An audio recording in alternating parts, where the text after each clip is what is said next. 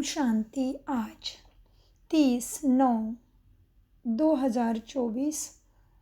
महावाक्य। मीठे बच्चे, अपनी बैटरी चार्ज करने का ख्याल करो।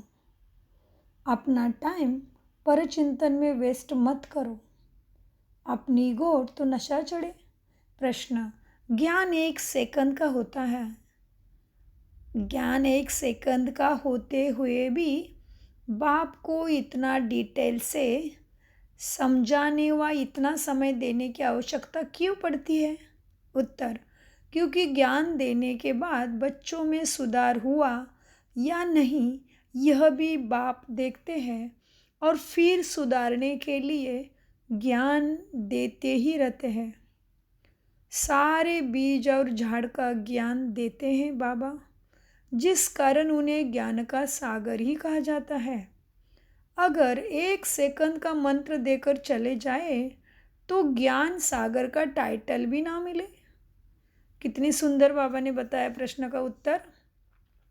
आज की पूरी मुरली धारणा, ज्ञान, योग, धारणा, सेवा, चारों ही सब्जेक्ट का उसमें समावेश दिख रहा है। धारणा के लिए मुख्य सार, किसी भी बात के चिंतन में अपना समय नहीं गंवाना है, अपने मस्ती में रहना है। माना बाबा की याद में गुणों के और सोमानों के और सुदर्शन चक्रों के चिंतन में, माना अपनी मस्ती में स्वयं के प्रति चिंतन कर आत्मा को सत्व प्रदान बनाना है। 2 धारणा, नर से नारायण बनने के लिए अंत काल में एक बाप की ही याद रहे। इस हाईएस्ट युक्ति को सामने रखते हुए पुरुषार्थ करना है। मैं आत्मा हूँ। तो आपने आप सोचो अभी कि मैं कैसे आत्मा हूँ? सतयुगी हूँ, सूर्यवंशी हूँ, द्वापर युगी हूँ कि त्रेता युगी हूँ? क्या अभी भी मैं कौन से कलयुगी युग की ही हूँ? क्या है मेरी अभी अवस्था? ज्ञान में चेक करना है। इसलिए बाबा ने धारणा में क्या बताया? इस हाईएस्ट युक्ति को सामने रखते हुए पुरुषार्थ करना है। मैं आत्मा हूँ। इस शरीर को भूल जाना है। वरदान, दाता की देन को स्मृति में रख। सर्व लगाव से मुक्त रहने वाले आकर्षण मूर्त भव। वरदान का विस्तार।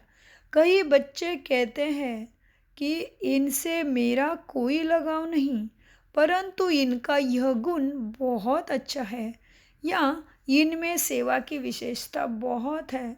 लेकिन किसी व्यक्ति या वैभव के तरफ बार बार संकल्प जाना भी आकर्षण है। किसी की भी विशेषता को देखते, गुणों को व सेवा को देखते दाता को नहीं भूलो। यह दाता की देन है। यह स्मृति लगाव से मुक्त और आकर्षण मुक्त बना देगी। किसी पर भी प्रभावित नहीं होंगे। स्लोगन, ऐसे रूहानी सोशल वर्कर बनो जो भटकती हुई आत्माओं को ठिकाना दे दो, भगवान से मिला दो।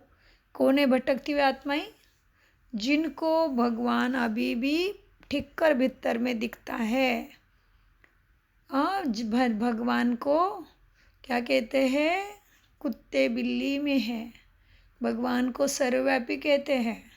बहुत सारी अंधश्रद्धा भगवान को प्राप्त करने के लिए भी कर रहे हैं। घर में गुणों की धारणा किससे हो? घर में बहुत सारा दुराचार, पापाचार, आचरण अच्छा नहीं है घर में, और भगवान के मंदिर में जाके शिवलिंग के ऊपर इतना सारा घी चढ़ाता है।